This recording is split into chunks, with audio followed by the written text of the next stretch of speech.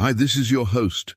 The Serapeum is an ancient burial complex built around the year 125 BC in what is now the city of Alexandria in Egypt. It's believed that the Seraphim was constructed under the rule of Ptolemy VIII, but it wasn't completed until around the year 30 BC during the reign of Cleopatra.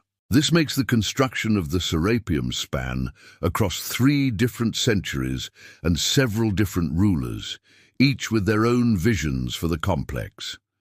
But regardless of who built what part of the structure, everyone who worked on the project agreed on one thing: stone hinges are cool. Almost every chamber within the Serapeum is decorated with stone hinges, some as small as a human hand and some as large as a doorway.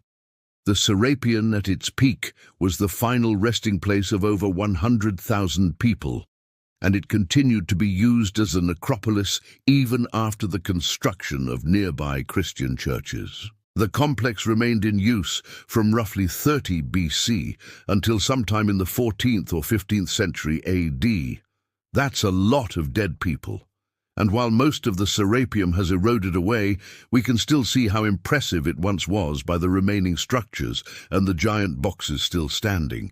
But there's one thing about those giant boxes that's been keeping me up at night. In a paper published in 2019, researchers presented the results of a 2-year-long study into the construction methods used at the Serapeum. They uncovered many interesting facts about how the ancient builders made such precise cuts in stone using only primitive tools. Using a combination of geological analysis and microscopic techniques, the researchers discovered that the ancient Egyptians cut the stone using a copper chisel.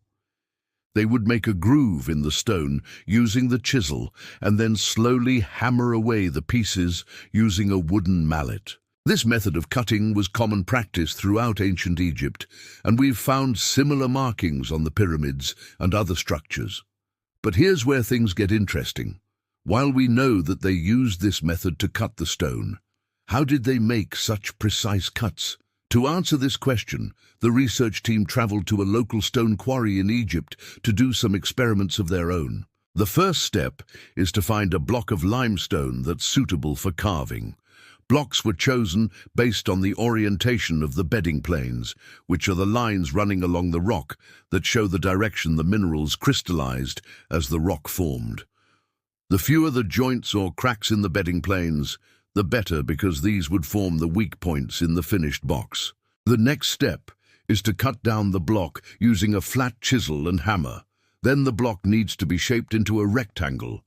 This is where the Seraphim builders used a copper chisel and wooden mallet to make precise cuts. By hammering the chisel, the workers could make deep cuts into the stone. They would start with shallow cuts and slowly work their way deeper and deeper until the stone broke along the lines of weakness created by the bedding planes. By starting the cuts in multiple places and working from multiple angles, they could break off large chunks of stone quickly and easily. Once they had a rough shape, they would finish the cuts and smooth out the edges using a copper chisel and a wooden hammer.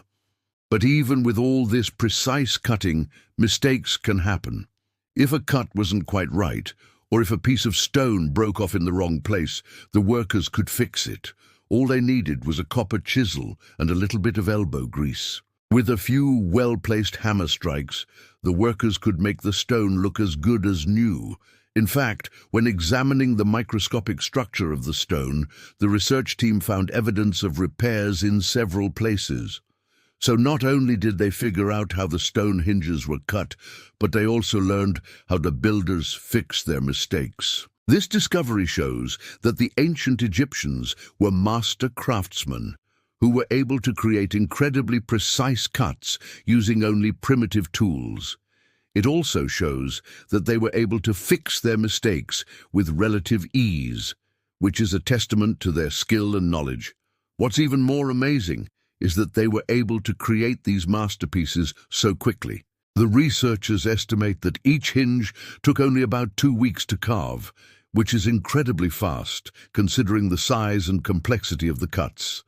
So the next time you're marveling at the ancient Egyptian pyramids or other stone hinges, take a moment to appreciate the skill and craftsmanship of the people who built them. Researchers from the University of Vienna presented their findings at the conference. If you want to learn more about the construction of the Serapeum, check out the link in the description below. Thanks for watching and learning with us.